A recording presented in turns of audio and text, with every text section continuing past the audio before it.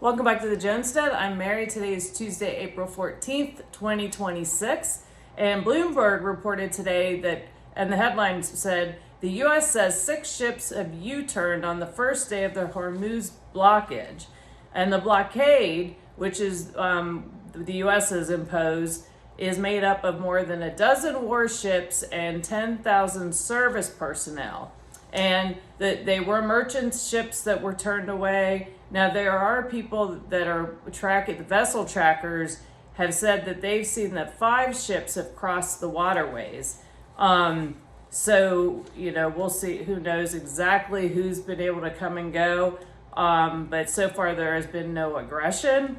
And then also, Yahoo Finance has just reported that the U.S. and Iran have resumed their peace talks. So we see that the peace talks start. The stock market goes up. Trump tweets something. The stock market goes down. He tweets again, and it goes up.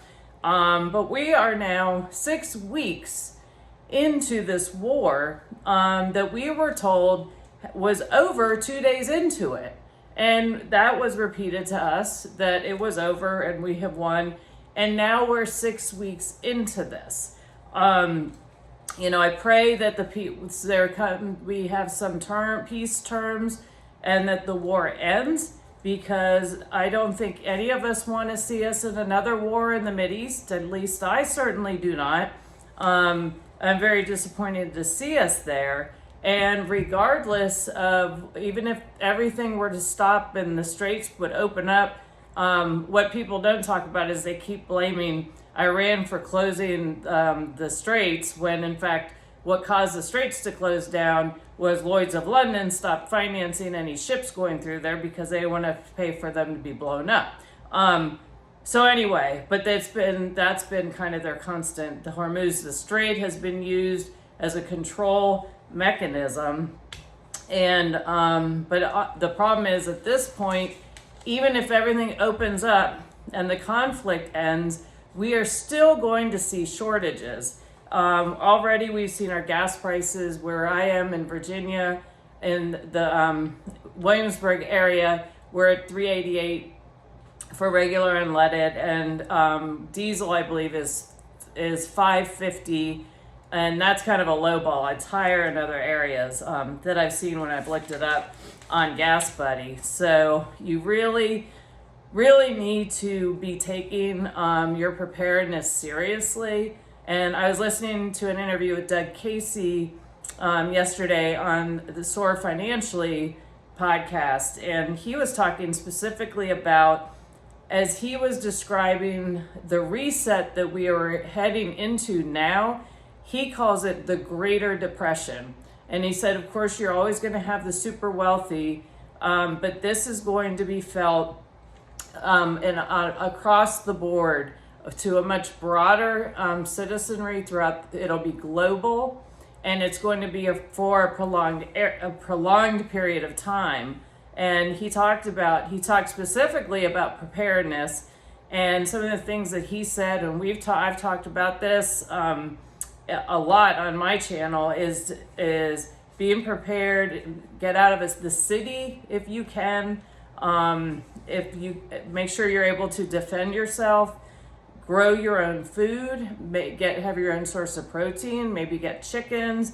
Also, protect yourself financially. And he is a big fan of gold and silver, of metals, and there are very obvious reasons for that, because yes, we have fiat currencies, but fiat currencies only last for so long, and the precious metals are something that are an ongoing, and those are global too. So, and I'm not a financial advisor. These are just things that I've read and learned about from people a lot smarter than I am. So, and as I've been watching what's been going on with this whole war, it's been really weird to watch. The over-the-top loud, the way it's been handled has been a great concern to me. It almost seems like there are just these overarching distractions, and I feel like there's something else going on behind the scenes. And maybe it has something to do with Agenda 2030, but we all know that governments never let a good crisis go to waste.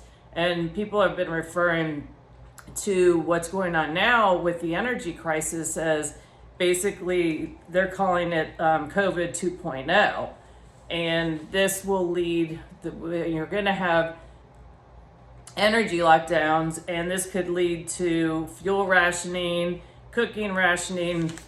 You can only drive one day a week. And there are already countries that are dealing with energy lockdowns or severe energy restrictions simply because the governments, they're coming to the end of their supply limit of their crude, and therefore they're not going to be able to provide those resources to the people. So you can imagine the domino effect that has on an economy and on people's lives. But also, when a country can control people through how much fuel they can have, wouldn't surprise me if they took advantage of that. And the other thing I've been thinking about is what an opportunity for them to usher in the central bank digital currency, where they can control all those aspects, and that using that, if people become desperate and they say, oh, well, if you sign on to the CBDC, then you have access to the fuel that you need in order to exist. And I thought what was interesting let me see where I can find it. This is on April 10th, 2026. Bloomberg Law reported that Treasury Secretary Scott Bessent and Federal Reserve Chairman Jerome Powell summoned Wall Street leaders to an urgent meeting on concerns that the latest AI model from Anthropic PBC will usher in an era of greater cyber risk. And specifically, when we talk about the cyber risks,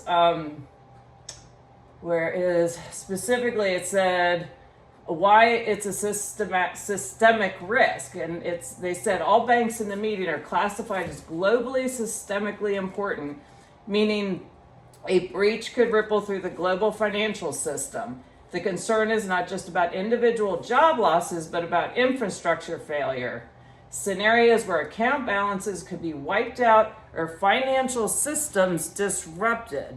So if you remember in 2025, the World Economic Forum warned of a cyber pandemic. And everything we do now with banking is computerized. So if those are hacked, everything that you have, the whole banking system could be wiped out in a cyber attack. And if you can only imagine, if this happened on a widespread scale, we've seen it happen to bank branches. But if it were a global cyber attack, then of course it comes then another wonderful opportunity between energy lockdowns and combine that with a cyber pandemic, and people have no access to resources. Then you come in, government ushers in CBDC and social credit scoring, which is their perfect scenario for control.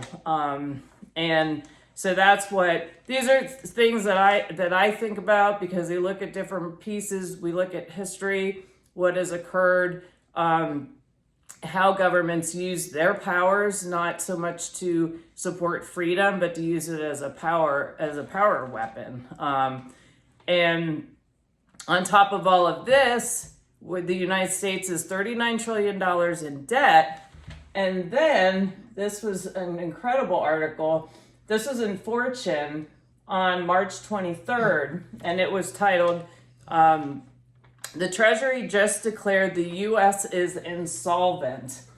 And specifically, it said the U.S. government is insolvent. That's not hyperbole. It's the conclusion drawn directly from the Treasury Department's own consolidated financial statements for fiscal year 2025, released last week to near total media silence.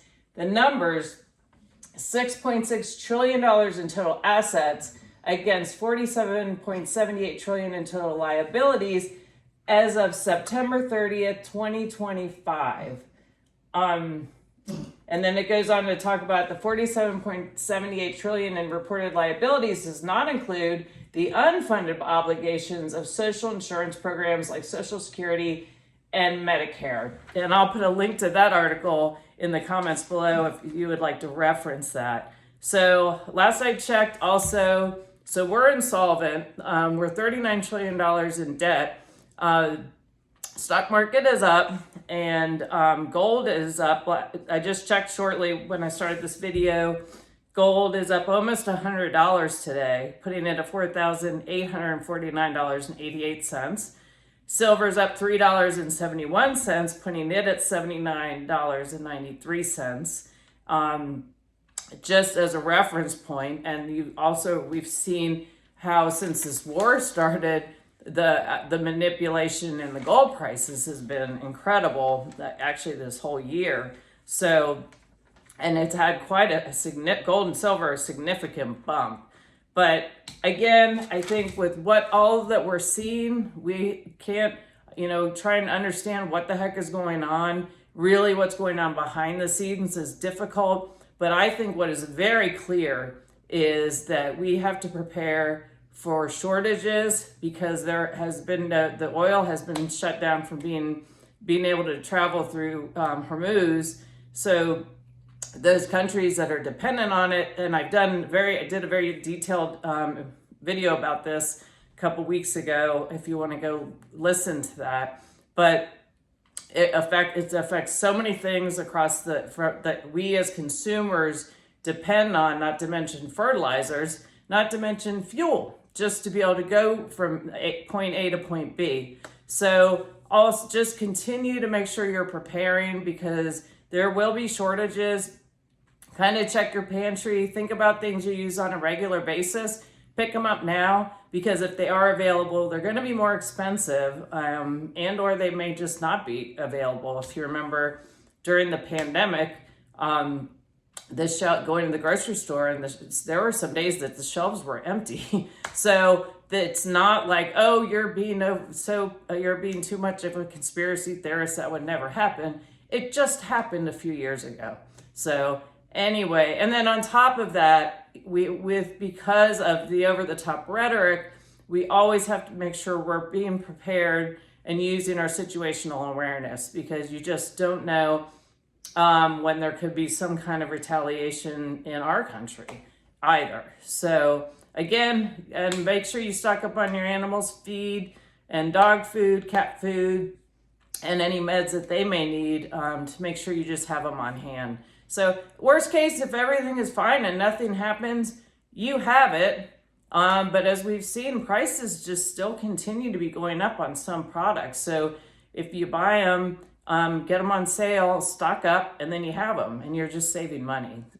So anyway, I thank you all for watching. Please like, subscribe, and share. And I look forward to talking to you again soon.